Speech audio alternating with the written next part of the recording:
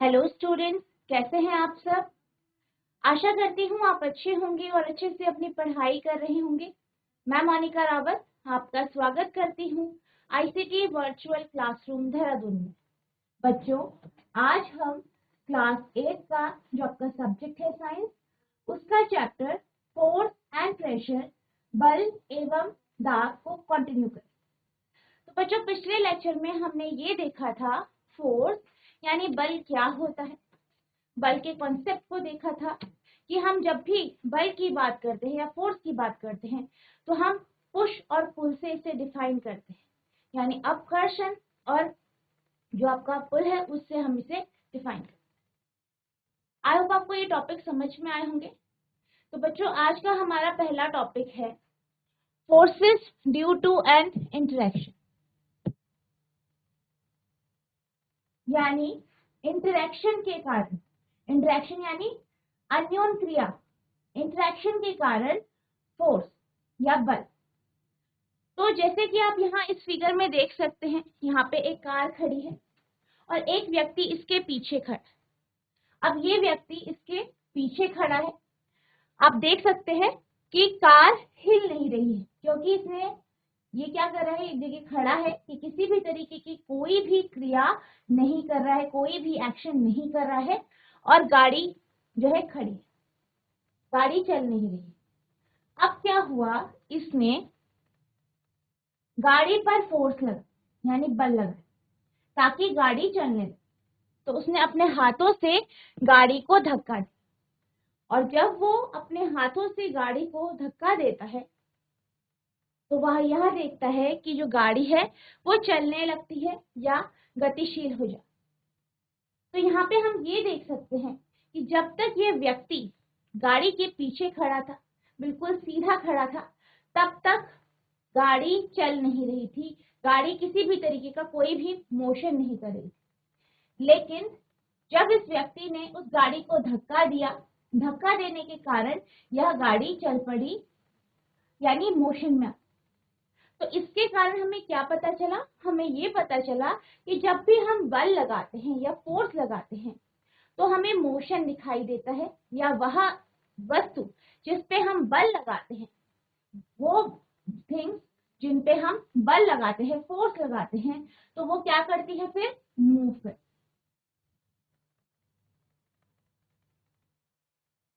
The man now begins to push the car, that is he applies a force on it. अब क्या होता है, जो वह व्यक्ति है वो अब उसको धक्का देने लग जाता है। धक्का दे रहा है यानी वो उस कार पे फोर्स लगा रहा है यानी बल लगा रहा है। The car may begin to move in the direction of applied force. अब जो कार है वो उस दिशा में चलने लग जाती है, उस दिशा में गति करने लग जाती है जिस दिशा पे फोर्स लगाए। आप यहाँ पे देख सकते हैं ये व्यक्ति इस डायरेक्शन में, इस दिशा में बल लगा है और जो कार है वह भी इसी दिशा पे चल रही है, यानी जिस दिशा पे बल लगाया जा रहा है उसी दिशा पे कार चल रही। मान लीजिए अब आदमी कार को धक्का लगाना प्रारंभ करता है, अर्थात वह इस पर बल लगाता है। कार लगाए गए बल की दिशा में गति करना प्रारंभ कर सकती है। अब आपके पास अगली फिगर है, यहाँ पे आप देख सकते हैं, यहाँ पे आपको दो लड़कियां दिखाई दे रही है और वो उन्होंने क्या किया है, एक दूसरे का हाथ पकड़ा है और वो एक दूसरे को धक्का मार। तो बेसिकली यहाँ पे हो क्या रहा है, ये दोनों लड़कियां एक दूसरे को धक्का दे रही, यानी इस केस में जो फोर्स इन्वॉल्व है, जो इस केस में बल लग रहा है, वो दोनों लड़कियों के कारण लग रहा है। यह लड़की इस दूसरी लड़की को धक्का दे रही है और जो पहली लड़की है वो इस लड़की को धक्का दे, यानी यहाँ पे क्या हो रहा है, आपको फोर्स का इंटरेक्शन दिखाई दे रहा है। क्या दिखाई दे रहा है, फोर्स का इंटरेक्शन। पहले केस में जो इंटरेक्शन था वो एक ही दिशा में था, एक ही व्यक्ति के द्वारा, लेकिन जब हम नेक्स्ट केस देख रहे हैं तो इस केस में जो फोर्स लग रहा है, जो बल लग रहा है, वो दोनों के कारण।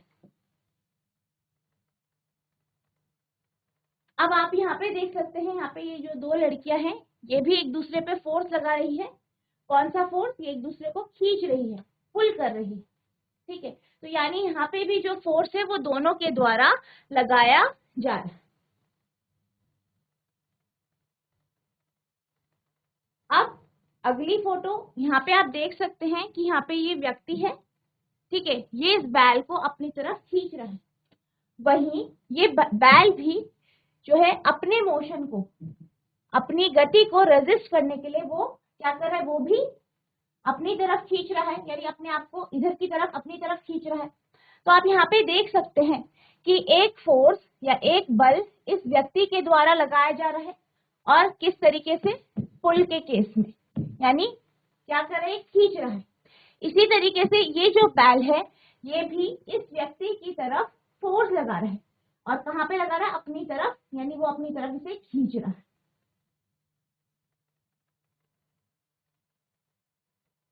From these examples, we infer that at least two objects must interact for a force to come into play.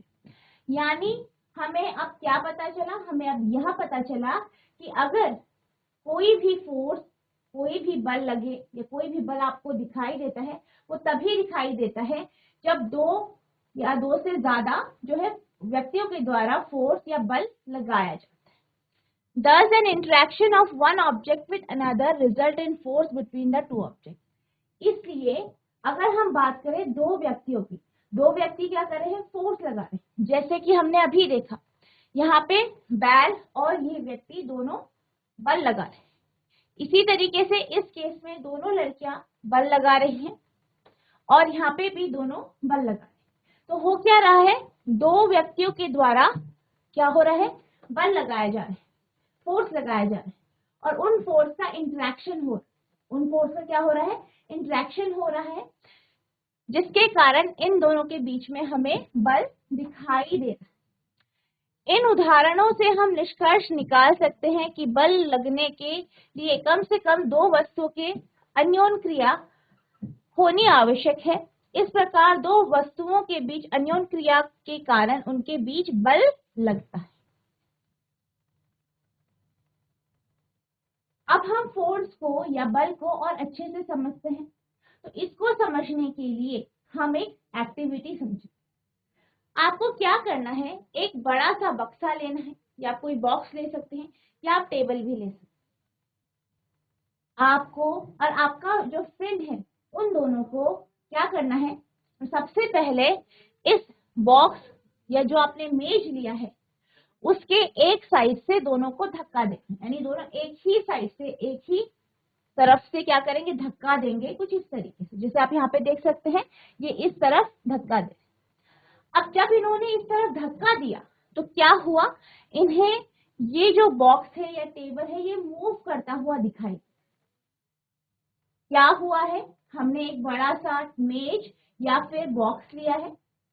अब इस मेज को आप अपने फ्रेंड के साथ धक्का देंगे, दोनों एक ही तरफ से धक्का देंगे। आप क्या देखेंगे कि ये जो बॉक्स है वो मूव करने लग गया है, गतिशील हो गया है, गतिमान हो। अब यहाँ पे आपने क्या देखा कि आपने एक ही साइड से धक्का दिया, एक ही साइड से फोर्स लगाया, बल लगाया, और क्या हुआ? आपका जो बॉक्स है या मेज है वो चलने, उस पर गति आई। अब आपको क्या करना है? अब आप दोनों को कुछ इस तरीके से, यानी जैसे कि आपका ये बॉक्स या मेज है, एक तरफ से आप धक्का देंगे, दूसरी तरफ से आपका फ्रेंड धक्का देगा, और दोनों आप यहाँ पे देख सकते हैं उल्टी दिशा में, यानी विपरीत दिशा में दोनों खड़े हैं। एक साइड आपका फ्रेंड खड़ा है, एक साइड आप खड़े, और दोनों क्या करेंगे? फोर्स लगाएंगे। यानी ये वाला जो व्यक्ति है वो इस तरफ फोर्स लगाएगा और दूसरा इस तरफ, यानी दोनों एक दूसरे की तरफ बल लगाएंगे। अब इसमें हम क्या ऑब्जर्व करते हैं? हम ये ऑब्जर्व करते हैं जब ये दोनों व्यक्ति विपरीत दिशा में खड़े होकर क्या कर रहे हैं? बल लगा रहे हैं, तो हमारा जो ये बॉक्स है या मेज है वो हमें हिलता हुआ या मूव करता हुआ दिखाई नहीं देता। यानी आपका जो ये बॉक्स है वो एक जगह पे स्थिर है, वो कहीं भी गतिमान नहीं हो रहा। तो यहाँ पे हमने दो चीज देखी। एक, जब हम किसी भी बड़े बॉक्स या मेज के एक ही दिशा से दोनों व्यक्ति जो है बल लगाते हैं तो वो मेज या वो बॉक्स गति करता है या मूव करता है। वहीं जब विपरीत दिशा में, ऑपोजिट डायरेक्शन में जब फोर्स लगाया जाता है, बल लगाया जाता है, तो जो वस्तु है या बॉक्स है वो एक ही जगह पर स्थिर रहता है, यानी वो मूव नहीं करता है। तो इससे हमने एक निष्कर्ष निकाला कि जब हम एक ही तरफ से, एक ही साइड से जब धक्का देते हैं, जब फोर्स लगाते हैं, तो क्या होता है? तो जो फोर्स है, यानी एक फोर्स आपने लगाया, सपोज आप ए है, दूसरा आपका फ्रेंड है जो कि जिसका नाम बी है। तो आपने फोर्स लगाया, उसी तरफ से आपके फ्रेंड ने फोर्स लगाया, दोनों ने फोर्स लगाया।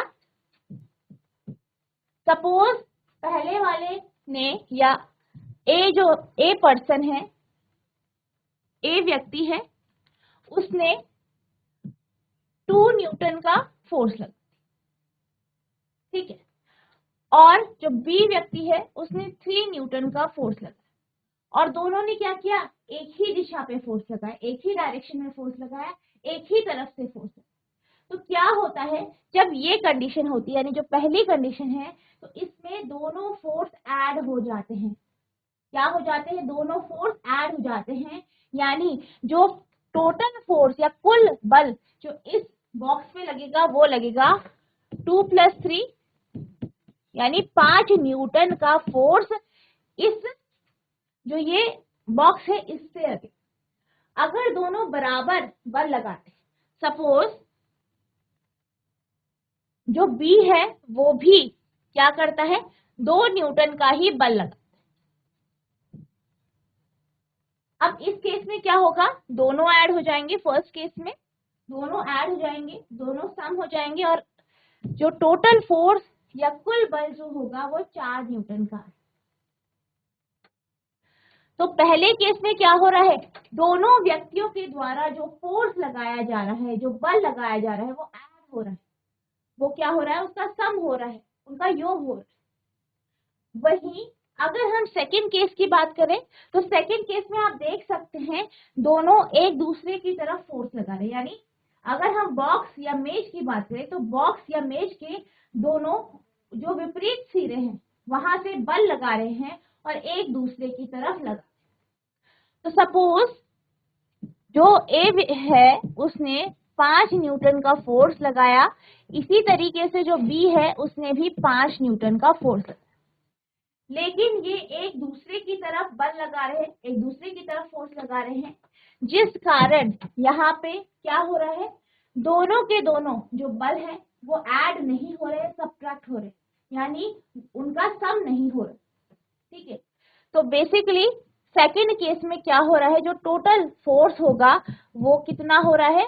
5 - 5 यानी 0 न्यूटन, क्योंकि दोनों फोर्स क्या है? बराबर है, दोनों बल कैसे हैं? बराबर है, और दोनों कहाँ पे है? विपरीत दिशा में है। यही कारण है कि ये जो बॉक्स है हमें मूव करता हुआ या गति करता हुआ नहीं दिखाई दे।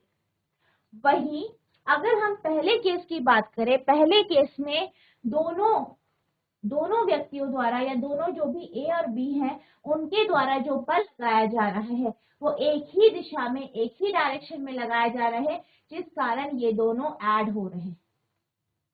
तो पहले केस में क्या हो रहा है? दोनों बल कैसे हैं? इक्वल है चाहे अनइक्वल है, तो क्या हो रहा है?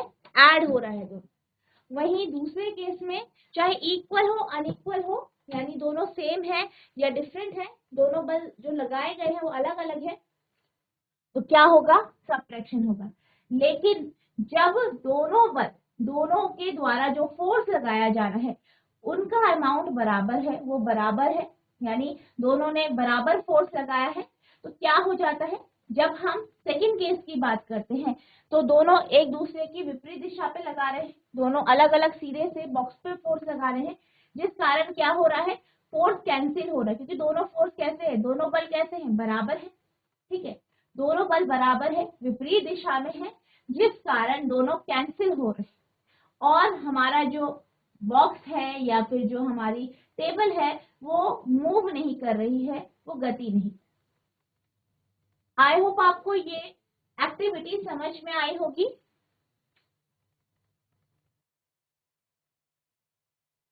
अब हम बात करते हैं टग ऑफ वॉर, ठीक है, जिसे आप रस्साकसी कहते हैं। तो रस्साकसी में बेसिकली क्या करते हैं, आप ये जानते हैं कि रस्साकसी में हम क्या करते हैं, एक रस्सी लेते हैं, ठीक है, और जो हमारा मैदान होता है उसके बीच में हमें मार्जिन खींच देते हैं, एक लाइन खींच देते हैं, और ये जो लाइन या रेखा हम खींचते हैं इसे हम बाउंड्री बनाते हैं।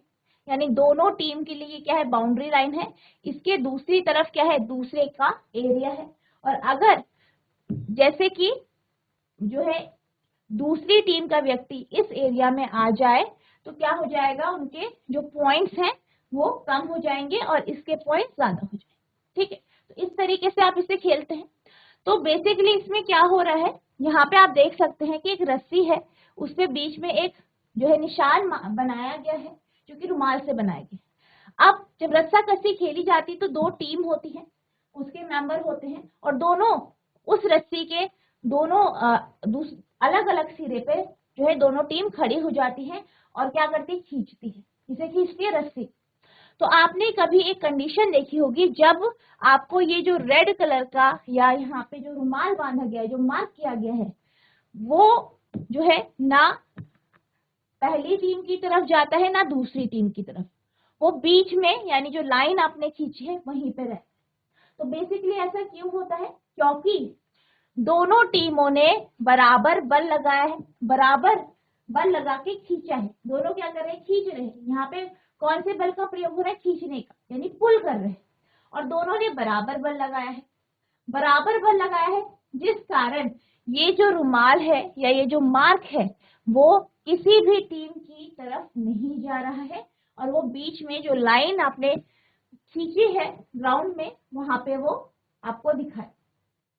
तो यहाँ पे भी क्या है, फोर्स बराबर है, बल बराबर है, विपरीत दिशा में है। यही कारण है कि जो रस्सी है वो मूव करती हुई या गति करती हुई दिखाई नहीं देती।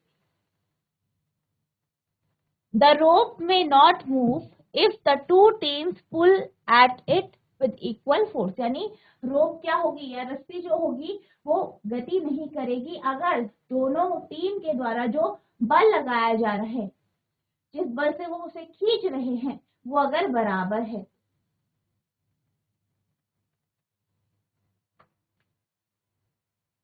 तो इन दो एग्जाम्पल से हमें क्या समझ में आया, इसको हम डिस्कस करते हैं।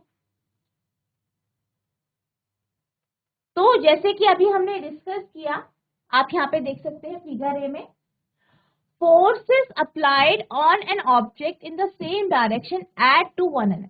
यानी जब भी एक ही दिशा में बल लगाया जाता है, यानी आप एक ही डायरेक्शन में बल लगा रहे हैं तो बल क्या हो जाता है, ऐड हो जाता है। यानी जैसे कि यहाँ पे दो व्यक्तियों ने, जैसे कि हमने एक्टिविटी में समझा था कि दो पर्सन है ए और बी, और इन्होंने क्या किया, एक बॉक्स या एक मेज पे बल एक ही तरफ से लगाया और एक ही दिशा में लगाया, तो क्या हो जाता है, बल ऐड हो जाता है, यानी वो जुड़ जाता है।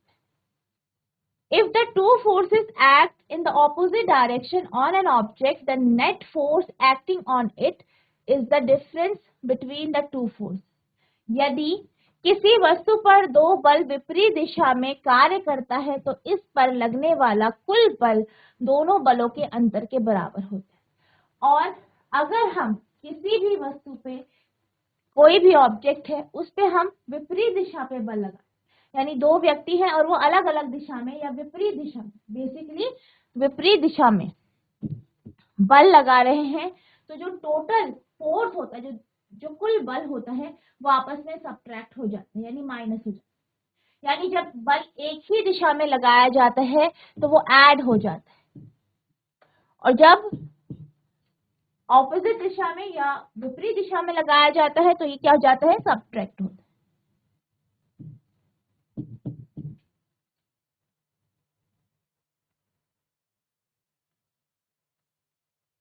अब जैसे कि यहाँ पे आप देख सकते हैं, यहाँ पे आपको रस्साकसी का ही एग्जाम्पल दिया गया है। अगर जो बल है वो किस डायरेक्शन में है, ये क्या कर रहे हैं, एक ही दिशा में बल लगा, एक ही तरफ खींच रहे हैं। ठीक है, ये एक टीम के लोग हैं, ये एक ही तरफ बल जो है लगा रहे हैं, इधर लगा रहे हैं इधर की साइड। तो इन सबके द्वारा जो बल लगाया जा रहा है वो ऐड हो, ठीक है। और अगर हम बात करें दूसरी टीम जो कि इसकी दूसरी तरफ होगी, वो भी अगर बराबर बल लगाती है तो आपका जो है रस्सा वो हिलेगा नहीं, और अगर वो जो है ज्यादा बल लगाती तो उनकी तरफ रस्सी चली जाएगी। या हम ये कह सकते हैं कि जब विपरीत दिशा में बल लगाया जाता है तो जो बल है वो क्या हो जाता है, माइनस हो जाता है। वहीं आप यहाँ पे देख सकते हैं सबने एक साथ बल लगाया तो सबका जो बल है, जो फोर्स जो उनके द्वारा लगाया गया है वो ऐड हो।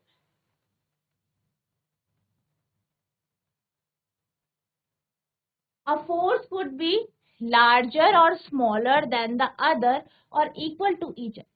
The strength of a force is usually expressed by its magnitude. यानी जो बल होता है, बल कम भी हो सकता है, ज्यादा भी हो सकता है, और जो बल होता है, ठीक है, उसकी जो स्ट्रेंथ है उसे हम मैग्नीट्यूड से बताते हैं। मैग्नीट्यूड यानी हम उसे नंबर से बताते हैं कि कितना फोर्स लगा है। तो फोर्स कैसा हो सकता है आपका, कम भी हो सकता है, ज्यादा भी हो सकता है, या जो दो व्यक्ति है उनके द्वारा जो फोर्स लगाया जा रहा है वो एक दूसरे में, किसी का कम होगा, किसी का ज्यादा होगा, या फिर दोनों का बराबर भी हो सकता है। We have also to specify the direction in which force act. और हमें हमेशा जब हम मैग्नीट्यूड की बात करते हैं, यानी अगर आप मैग्नीट्यूड या परिमाण की बात कर रहे हैं बल के, तो इसके साथ साथ आप उसकी दिशा की बात भी करते हैं। यानी जब भी हम बल की बात करते हैं तो उसका परिमाण यानी मैग्नीट्यूड की भी बात करते हैं, मैग्नीट्यूड भी होता है, और उसकी डायरेक्शन भी होती है यानी दिशा भी होती है। Also, if the direction of magnitude of applied forces changes, its effect changes. और इसी तरीके से अगर जैसे कि आपका मैग्नीट्यूड, ठीक है, आपने क्या किया, फोर्स लगाया, फोर्स लगाया, जैसे कि हम अभी बात कर रहे थे कि बराबर फोर्स लगाया था, एक ने 2 न्यूटन, दूसरे ने 2 न्यूटन फोर्स लगाया, यानी और किस तरफ लगाया, एक ही डायरेक्शन में लगाया, एक ही दिशा में लगाया, तो फोर्स क्या हो गया, ऐड हो, ठीक है।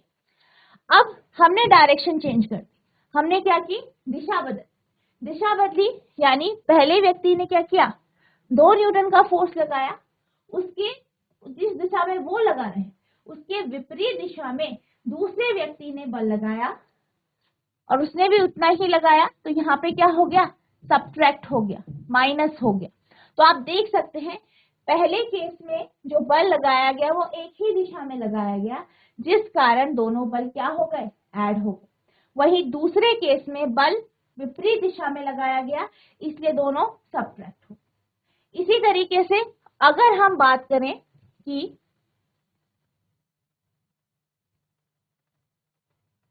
पहले व्यक्ति ने 3 न्यूटन बल लगाया, दूसरे व्यक्ति ने 4 न्यूटन बल लगाया, और दोनों बल एक ही दिशा में थे, एक ही डायरेक्शन में थे, तो दोनों क्या हो जाएंगे, ऐड हो जाएंगे। कितना आया आपका, 7 न्यूटन, 7 न्यूटन, ठीक है।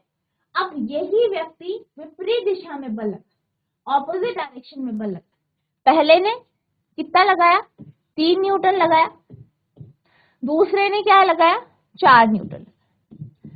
तो क्या हो जाएगा, क्योंकि दोनों कहाँ लगा रहे, विपरीत दिशा में लगा रहे, ऑपोजिट डायरेक्शन में लगा रहे, तो दोनों क्या हो जाएंगे, सब्ट्रैक्ट हो जाएंगे।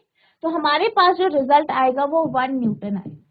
तो आप यहाँ पे देख सकते हैं कि जब डायरेक्शन बदली गई तो जो फोर्स है या टोटल फोर्स है, कुल बल जो है उसका जो मैग्नीट्यूड है वो बदल, यानी मैग्नीट्यूड के साथ साथ जो बल है या फोर्स है वो डायरेक्शन के ऊपर यानी दिशा के ऊपर भी निर्भर करता है कि फोर्स की या बल की दिशा क्या है, इसके ऊपर भी बल निर्भर है।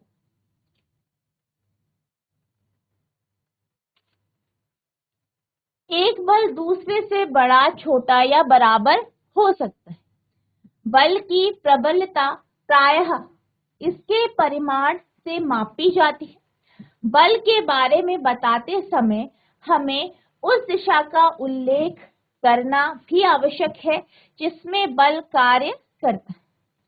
यह भी याद रखिए, यदि लगाए गए बल की दिशा या परिमाण की में परिवर्तन हो जाए तो इसका प्रभाव बदल जाता है। तो जैसे कि आपने देखा कि जैसे ही हमने दिशा चेंज करी और मैग्नीट्यूड चेंज किया, पहले केस में हमने दोनों फोर्स या दोनों बल का जो परिमाण है या मैग्नीट्यूड है बराबर लिया, तो पहले में क्या हो गया, वो डबल हो गया, दुगना हो गया, यानी दोनों व्यक्तियों ने 2-2 न्यूटन बल लगाया, तो कुल कितना बल लगा बॉक्स पे 4 न्यूटन, तो 2 का दुगना हो गया, 4 हो गया। वहीं दोनों ने बराबर बल लगाया पर विपरीत दिशा में लगाया, ऑपोजिट डायरेक्शन में लगाया, तो क्या हो गया, सब्ट्रैक्ट हो गया, माइनस हो गया, कितना आया, 0 आया।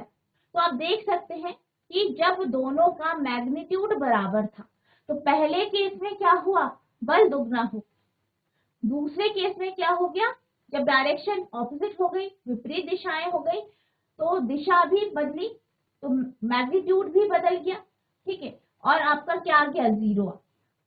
दिशा और मैग्नीट्यूड दोनों पे डिपेंड किया। अब सेकंड केस में हमने लिया कि एक ने 3 न्यूटन बल लगाया, दूसरे ने 4 न्यूटन बल, पहले केस में वो ऐड हो, ठीक है, ऐड हुआ तो आपके पास 7 न्यूटन है, ठीक है।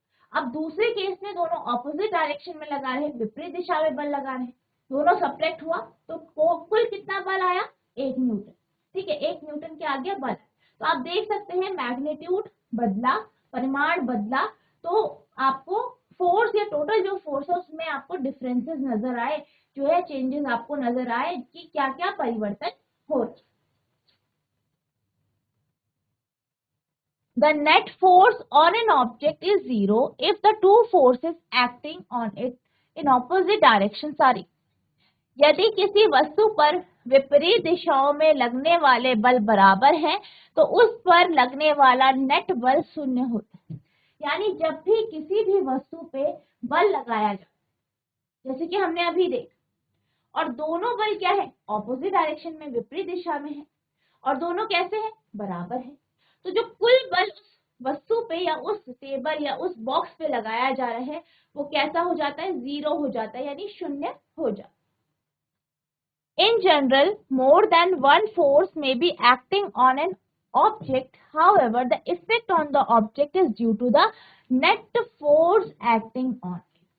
यानी अगर हम बात करें किसी भी वस्तु पे जो बल लग रहा है, तो बल क्या होता है, एक से ज्यादा उस पे बल लग सकते हैं, लेकिन जो टोटल उस पे फोर्स लगता है, जो कुल बल उस पे लगता है, वो नेट होता है, यानी सबका एडिशन होता है, सबका जोड़ जो होता है वही उस बॉक्स पे बल लगता है। बल तो अलग अलग दिशा से लग रहे हैं, अलग अलग डायरेक्शन से लग रहे हैं, पर जो उस पे बल लगता है, उस बॉक्स पे जो टोटल बल जो हमें अपेयर होता है लगता हुआ, वो इनका क्या होता है, जोड़ होता है या सम होता है। सामान्य रूप में किसी वस्तु पर एक से अधिक बल लगे हो सकते हैं, तथापि वस्तु पर इनका प्रभाव नेट बल के कारण ही होता है। अब आपका अगला टॉपिक है, a force can change the state of motion. बल वस्तु की गति की अवस्था में परिवर्तन कर सकता है। तो इसको समझने के लिए हम एक एक्टिविटी को समझते हैं। आपके पास एक बॉल है, आपने उसे टेबल पे रखा। अब आप क्या करते हैं, अपने हाथ से उस बॉल को धक्का दें। आपने जैसे ही उस बॉल को धक्का दिया, वो क्या करने लग गया, मूव करने लग गया, गति करने लग गया। पहले वो स्थिर था, एक जगह स्थिर था, मूव नहीं कर रहा था, गति नहीं कर रहा था, पर जैसे ही आपने हाथ से उस पर फोर्स लगाया, उसने गति करनी शुरू कर। एक बॉल आ रही है, ठीक है, एक बॉल आ रही है, कोई एक बॉल आई, ठीक है, एक बॉल आ रही है, आपने क्या किया, अपना हाथ रख, एक बॉल आ रही है कुछ इस तरीके से,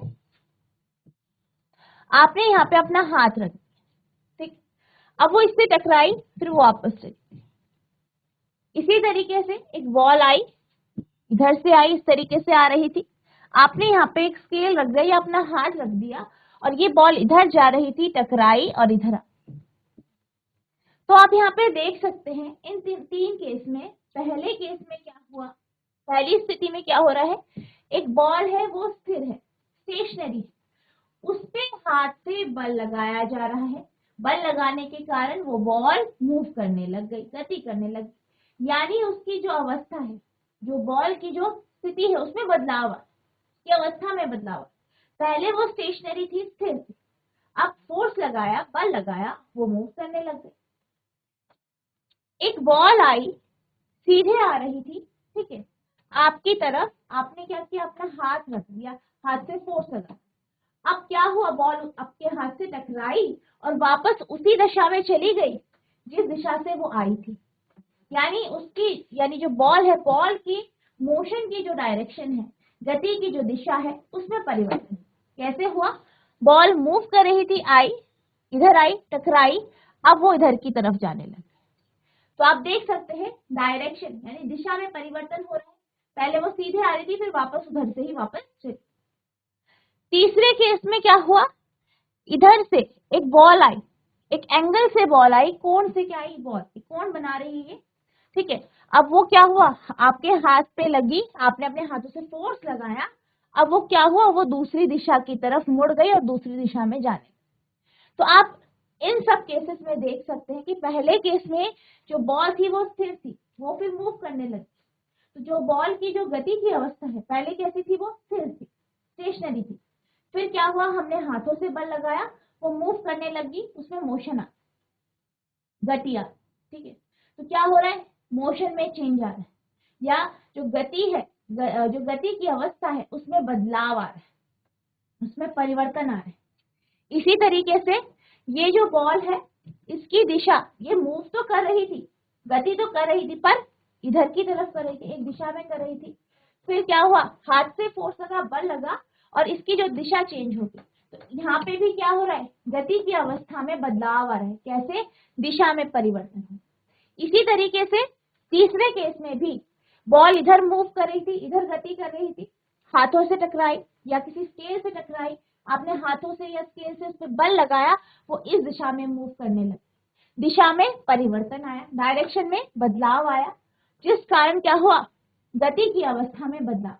यानी इससे हमें क्या पता चला, इससे हमें ये पता चला कि जो फोर्स है या बल है, वो गति की अवस्था में या स्टेट ऑफ मोशन में परिवर्तन कर। तो बच्चों, आज हमने जो है यह देखा कि किस तरीके से जो फोर्स है, फोर्स के इंटरेक्शन के कारण जो है आपको नेट जो फोर्स होता है या कुल जो बल होता है, वो किस तरीके से आपको दिखाई देता है या आपको महसूस होता है। किस तरीके से एक दिशा में बल लगाने पे जो बल है वो ऐड हो जाते हैं और विपरीत दिशा में लगाने पे वो सब्ट्रैक्ट हो जाते हैं। इसके बाद हमने जो है स्टेट ऑफ मोशन का एक ब्रीफ इंट्रोडक्शन देखा कि जो आपकी गति की अवस्था है वो क्या होती है, उसके कॉन्सेप्ट को हमने समझा। आई होप आपको ये समझ में आया होगा। इस टॉपिक को हम नेक्स्ट सेशन में कंटिन्यू करेंगे। तो बच्चों, आज के लिए बस इतना ही, मिलते हैं अब नेक्स्ट सेशन में। तब तक के लिए thank you and have a nice day.